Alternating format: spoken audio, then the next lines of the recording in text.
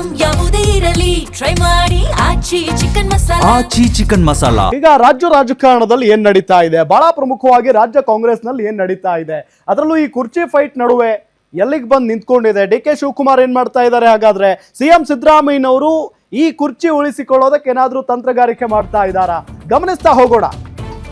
ಕುರ್ಚಿ ಫೈಟ್ ನಡುವೆಯೇ D K Shivakumar temple run, ದೇವಸ್ಥಾನಗಳನ್ನ ಸುತ್ತಾಡ್ತಾ ಇದ್ದಾರೆ. ದೆಹಲಿಯಿಂದ ಬರ್ತಾ ಇದ್ದಂತೆ ಅಜ್ಜಯ್ಯನ ಮೊರೆ ಹೋಗಿದ್ದಾರೆ ಡಿ ಕೆ ಶಿವಕುಮಾರ್. ದೊಡ್ಡ ಭಕ್ತರು ಅನ್ನೋದು ಎಲ್ಲರಿಗೂ ಗೊತ್ತಿರುವಂತ ಸಂಗತಿ.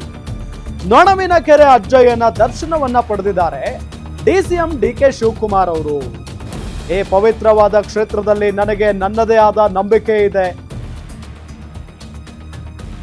ಮರಕ್ಕೆ ಬೇರು ಎಷ್ಟು ಮುಖ್ಯನೋ ಹಾಗೆ ಮನುಷ್ಯನಿಗೆ ನಂಬಿಕೆ ಅನ್ನೋದು ಬಹಳ ಮುಖ್ಯ ಅಂತ ಹೇಳ್ತಾರೆ ಡಿ ಕೆ ಶಿವಕುಮಾರ್ ಅವರು. ಅವರಿಗೆ ಅವರದ್ದೇ ಆದಂತಹ ನಂಬಿಕೆ ಇರುತ್ತೆ ಪ್ರತಿಯೊಬ್ಬರಿಗೂ ಕೂಡ. ದೇವರ ಕೃಪೆ ನನ್ನ ಮೇಲೆ, ನಮ್ಮ ಸರ್ಕಾರದ ಮೇಲೆ ಇರಲಿ. ವಿಶೇಷ ಪೂಜೆ ಬಳಿಕ ಡಿಸಿಎಂ ಡಿ ಕೆ ಶಿವಕುಮಾರ್ ಪ್ರತಿಕ್ರಿಯೆಯನ್ನ ಕೊಟ್ಟಿದ್ದಾರೆ. ಅಂದ್ರೆ ಈಗ ಒಂದು ಕಡೆ ಕುರ್ಚಿ ಫೈಟ್ ದೊಡ್ಡ ಮಟ್ಟದಲ್ಲಿನೇ ನಡೀತಾ ಇದೆ. ಎರಡೂವರೆ ವರ್ಷ ಅನ್ನೋ ನಿಟ್ಟಿನಲ್ಲಿ ಅಧಿಕಾರ ಹಂಚಿಕೆ ಮಾತುಕತೆ ಆಗಿದೆ ಅಂತ ಹೇಳಿ ಈ ಮೊದಲಿನಿಂದಲೂ ಕೂಡ ಚರ್ಚೆ ನಡೀತಾನೆ ಇದೆ. ಇದೆಲ್ಲದರ ನಡುವೆ ಮೊನ್ನೆ ತಾನೇ ಡಿಸಿಎಂ ಡಿ ಕೆ ಶಿವಕುಮಾರ್ ಅವರು ದೆಹಲಿಗೆ ಹೋಗಿ ಅಲ್ಲಿ ಹೈಕಮಾಂಡ್ ನಾಯಕರನ್ನ ಭೇಟಿ ಮಾಡಿ ಬರುವಂತ, ಮಾತುಕತೆ ನಡೆಸಿ ಬರುವಂತ ಪ್ರಯತ್ನವನ್ನ ಕೂಡ ಮಾಡಿದ್ದಾರೆ. ಸೊ ದೆಹಲಿಯಿಂದ ಬರ್ತಾ ಇದ್ದಂತೆಯೇ ಈಗ ಅಜ್ಜಯ್ಯನ ಮೊರೆ ಹೋಗಿರೋದು. ನೊಣವಿನ ಕೆರೆ ಅಜ್ಜಯ್ಯನ ದರ್ಶನವನ್ನ ಪಡೆದಿದ್ದಾರೆ ಡಿ ಕೆ ಶಿವಕುಮಾರ್ ಅವರು ಇವತ್ತು. ಬದುಕಿಗೆ ಮೌಲ್ಯಯುತ ಬೆಳಕನ್ನ ತುಂಬುವ ಕೆಲಸ ನಾವು ಮಾಡಬೇಕಿದೆ.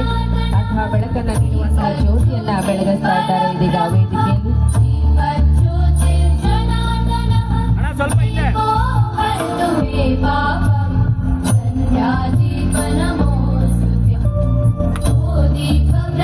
ಪ್ರತಿ ವರ್ಷ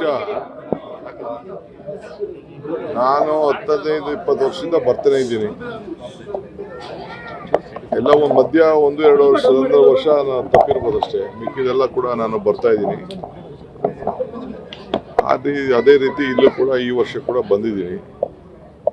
ಜಾಸ್ತಿ ಹೊತ್ತಿರಕ್ಕೆ ಆಗ್ತಾ ಇಲ್ಲ, ಬೇರೆ ಬೆಂಗಳೂರಲ್ಲಿ ಕಾರ್ಯಕ್ರಮ ಇದೆ, ನಾಳೆ ಶಿವರಾತ್ರಿ ಬೇರೆ ಇದೆ ನಾಳಿದ್ದು. ಸೊ ಬಂದು ಈ ಪವಿತ್ರವಾದಂಥ ಕ್ಷೇತ್ರದಲ್ಲಿ ನನಗೆ ನನ್ನದೇ ಆದಂಥ ನಂಬಿಕೆ ಇದೆ. ಸೊ ಮರಕ್ಕೆ ಬೇರೆ ಎಷ್ಟು ಮುಖ್ಯನೋ ಮನುಷ್ಯನಿಗೆ ನಂಬಿಕೆ ಕೂಡ ಮುಖ್ಯ.